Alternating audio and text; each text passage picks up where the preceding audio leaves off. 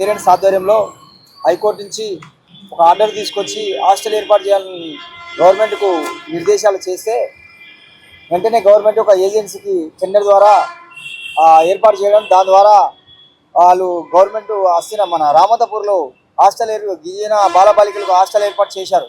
కానీ హాస్టల్లో ఉన్న వసతులు, మౌలిక వసతులు లేక పిల్లలు నానా ఇబ్బందులు పడుతున్నారు. వాళ్ళకి సమయానికి భోజన వసతులు లేకపోవడం, ట్రాన్స్పోర్ట్ లేకపోవడంతో నానా ఇబ్బందులు పడుతున్నారు.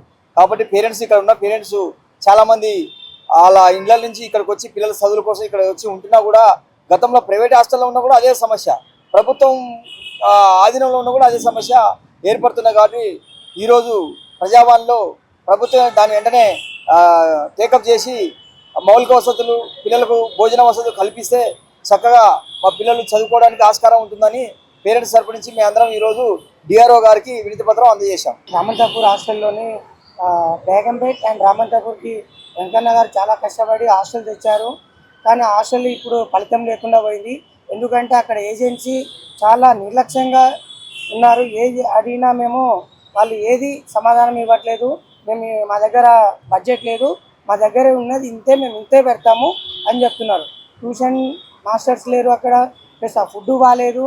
పిల్లలకు ఒక చిన్న రూమ్లోని 10 మంది పెట్టి అదే ఇరకంగా పెట్టి వాష్రూమ్స్ కరెక్ట్గా లేక చాలా ఇబ్బంది పడుతున్నారు. ధోబీ లేదు వాళ్ళకి, స్కూల్ యూనిఫామ్స్ వాషింగ్ చేయడం లేదు, ఒకే డ్రెస్సు వారం రోజులు వేసుకోవడం వల్ల వాళ్ళు రోగాలకి రావడం, ప్లస్ స్కూల్లో కూడా దగ్గర రానియట్లేదు వాళ్ళ ఫ్రెండ్స్. అరే నువ్వు కొంత దూరం ఉండరా, అట్లాంటి పరిస్థితులు ఉన్నాయి. కాబట్టి ఈ గవర్నమెంట్ ఈ నిర్ణయం ఆలోచించి తొందరగా యాక్షన్ తీసుకొని ఆ ఏజెన్సీని రిమూవ్ చేసి, లేకుంటే గవర్నమెంటే టేక్ కేర్ చేసుకొని నడిపాలని మా ఆవేదన. ఇప్పుడు మా కొడుకు 10వ తరగతి. ఇంతకుముందు ప్రైవేట్ హాస్టల్లో ఉన్నా కానీ జర మంచిగా చదువుకునేది, వాడు భయపడేది. ఇప్పుడు అక్కడ పోయినాక ఆ హాస్టల్లో వానికి అన్ని పనులు ఒప్పచెప్పేటోళ్ళకు ఆయన చదువు మీద మొత్తం డల్లు అయిపోయి ఇక్కడ స్కూల్లో పోయి అడిగితే వచ్చిన ముందుగా అయితే ఒక 2-3 నెలలు మంచిగా చదివిండు, మంచిగానే మార్కులు తెచ్చిండు. ఇప్పుడు మీ వాడు చదవడం లేదు అని చెప్పి గ్రీన్ కార్డ్ రాపించుకోవడం జరిగింది. అక్కడ గ్రీన్ కార్డ్ రాపించుకొని ఇప్పుడు మేము ఇక్కడ మేము కాలేజీ చేపించలేము. మీరు బయట ఏడైనా చదివించుకోండి, ఏడైనా చేయించుకోండి, మళ్ళీ మా మీద టేకప్ చేయవద్దు మీరు అని చెప్పి మాకు అక్కడ టీచర్లు చెప్పి, అదే విషయం పోయి అక్కడ అడిగితే మేమేం చెప్తలేము, అన్నీ మంచిగానే ఉంది, మా దగ్గర అన్ని సౌలతులు మంచిగానే ఉన్నాయని వాళ్ళు చెప్తుర్రు. మా ఫోన్ చేస్తే మా బాబుతోటే పని చేపిస్తుర్రని వేరే పేరెంట్లు చెప్తుర్రు. మేము పోయి అడిగితే మేము మీ బాబుతోటి ఏం పని చేపిస్తలేము, మేము ఏం బండి ఇచ్చి పంపిస్తలేము అని మా బాబుకు అట్లా చెప్తుర్రు వాళ్ళు. ఇప్పుడైతే మా బాబు మా చేతిలో లేనట్టు అనిపిస్తుంది. మాకు చాలా బాధ పెడుతుంది మా బాబు ఆ విషయంలో. అందుకోసం అని మేము బాధపడుతున్నాం. మాకు ఇప్పుడు ఎన్ని రోజులు చదివించింది కూడా మాకు ఫలితం లేకుండా అయిపోయింది. అక్కడ హాస్టల్లో పెట్టినప్పటి నుంచి, ప్రైవేట్ హాస్టల్లో పెట్టినప్పుడైనా అక్కడ బట్టలు ఉతకడం లేదు. నేనే 2 సార్లు బ్యాగులు లింపుకపోయి ఇంటికాడ బట్టలు ఉతికి పంపించి ఇచ్చి వచ్చిన మా పిల్లలకు అక్కడ తీసుకువచ్చి. ఇప్పుడు అక్కడ బట్టలు ఉతకలేరు, డాడీ ఎవరు లేరు, ధోబీలు వస్తలేరు. అక్కడ ఖాళీ స్కూల్ డ్రెస్సే ఉతుకుతామంటారు. ఈ పిల్లలు చదువుతారా, బట్టలు ఉతుకుతారా? లేకుంటే వాళ్ళు పని చేసుకుంటూ ఉంటే వాళ్ళ చదువు ఎప్పుడు రాయగలుగుతారు వాళ్ళు అని చెప్పి నేను ఇది చేస్తున్నాను. బాబు 9th క్లాసు. నేను 2011 నుంచి అక్కడ మాకు ప్రైవేట్ హాస్టల్ నుంచి చదివించాను. అక్కడ బాగానే చదువుకున్నాడు. ఇక్కడ హాస్టల్ రాగానే నిరక్షయం అయిపోయింది.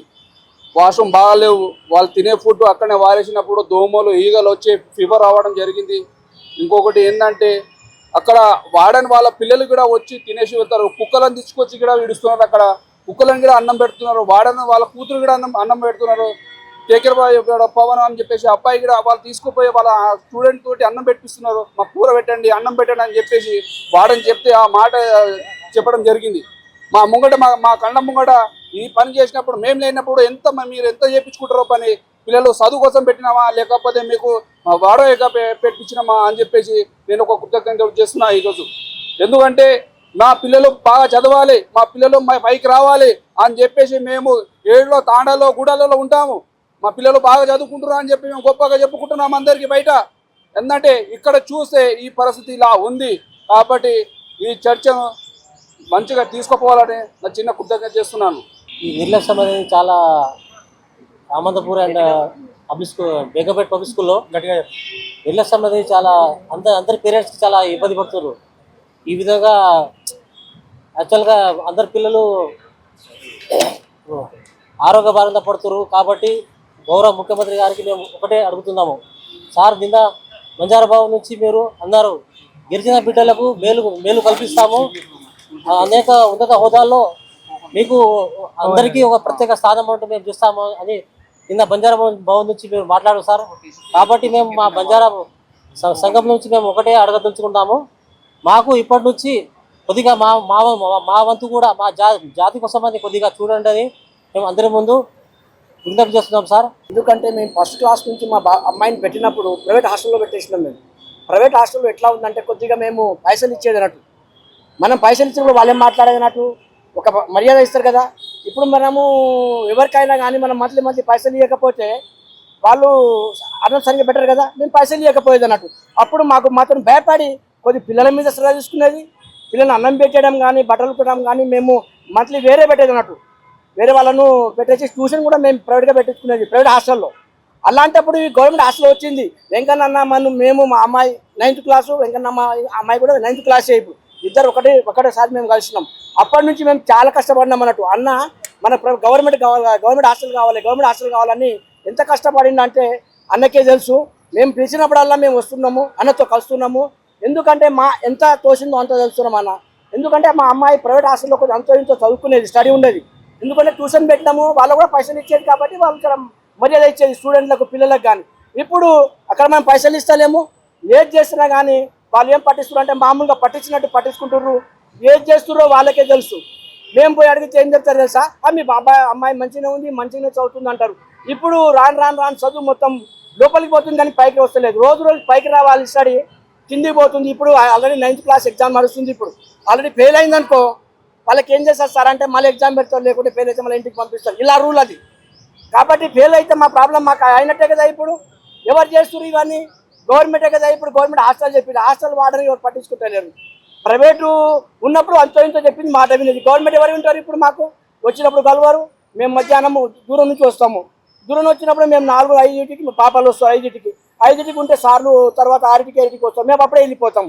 అలాంటి సమయంలో మా పిల్లలు అడిగినాము, స్టడీ కొద్దిగా అంతో ఇంతో ఉందని చెప్తారు. అన్న వెంకన్న కూడా నేను 2 సార్లు 3 సార్లు అడిగిన, అన్న స్టడీ ఇక్కడ అంతో ఇంతో ఉంది, నేను అడుగుతున్నా అని చెప్పిండు. పిల్లలకు ఏదైనా కానీ ఎగ్జామ్ ఉంటే వాళ్ళను పట్టించుకోరు అన్నట్టు. నేను పిక్నిక్ ఇక్కడ బయటికి పోతా ఉంటే 9th వరకు వాళ్ళు బయటికి వెళ్ళాలి. 9 అయిందన్న, 9 వరకు బయటికి వెళ్ళాలంటే వీళ్ళందరూ వంటనే టిఫినే చేయలేదు. ఉపాసం పోయి అన్నట్టు స్కూల్లో. ఏమైంది పాప టిఫిన్ తిన్నారంటే మేము టిఫిన్ తినలేదు, ఇప్పుడు టిఫినే పెట్టలేదు ఈరోజు అంటారు. ఏమైందంటే మేము చెప్పినాము వాళ్ళు పెట్టలేరు అంటూ ఉత్తరం అట్లే పోయారు.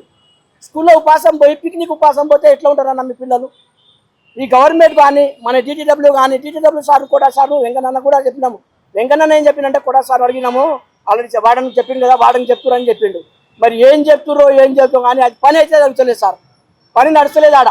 మనం చెప్తున్నాం కదా, మా అమ్మాయి ఫస్ట్ క్లాస్లో మేము కూడా అంతో ఇంతో చదువు చెప్పినాము. అప్పుడు ఎంత ర్యాంక్ మంచిగా ఉండేది, ఎప్పుడు ఫెయిల్ కాలి మా అమ్మాయి. ఇప్పుడు ఎట్లా ఉందంటే రేపు మాకే బాగా అనిపిస్తుంది. ఇప్పుడు 9th క్లాస్ అయిపోతే ఇప్పుడు 10th క్లాస్లో రేపు క్లాస్ స్టార్ట్ అవుతుంది అన్నట్టు. ఏప్రిల్ నుంచి 10th క్లాస్ స్టార్ట్ అవుతుంది. ఇప్పుడు ఎగ్జామ్ నడిచిపోయింది, ఆల్రెడీ 20 వరకు ఉంది ఎగ్జామ్. అయిపోయిన తర్వాత ఈ ఎంత నెగ్లెక్ట్ చేస్తున్నారంటే వాళ్ళని పట్టించుకుంటూనే లేరు. ట్యూషన్ సార్లను పెట్టారంటే ఎవరో మామూలు వాళ్ళు ఒకటే సబ్జెక్ట్ చెప్పిన వాళ్ళు వాళ్ళకి చదివే రాదు, మ్యాథ్సే రాదంటే ఎవరికో. ఇంగ్లీష్ చెప్పాలంటే ఇంగ్లీష్ రాదు. ఒకటి రాకుంటే ఇద్దరు వేరే సబ్జెక్ట్ పెట్టాలి కదా. మ్యాథ్స్ ఒకసారి పెట్టాలి, ఇంగ్లీష్ ఒకసారి పెట్టాలి. మీకు ఏది వస్తుందో అది చెప్పమనాలి. అది లేదు, అన్ని ఒకటే సార్ చెప్తాడంట. ఏ సార్ చెప్తాడు? అది అట్లాంటి వల్ల పిల్లలు ఎట్లా అవుతున్నారు అంటే మొత్తం వీక్నెస్ అయిపోతుంది సార్. అందుకోసానికి మేము DTW గారి కొడాలి గారు సార్ కూడా చెప్పిండు. వాళ్ళని కూడా మన ఎమ్మెల్యే గారు సీఎం గారికి కూడా సార్ ఎంతో కష్టపడి మన అనౌన్స్ గురించి మన దేని సమస్య గురించి చాలా చెప్తున్నాడు, కానీ దాన్ని పట్టించుకోవడం ఎవరు లేరు. కాబట్టి ఇప్పుడు కూడా పట్టించుకోవాలని మేము ఉదయం నుంచి వచ్చినాము, మేము దూరం నుంచి వచ్చి ఇక్కడ వచ్చి కూర్చున్నాము. కాబట్టి మా పిల్లల గురించి మా గురించి కూడా కొద్దిగా చూడాలని హృదయపూర్వక ధన్యవాదాలు.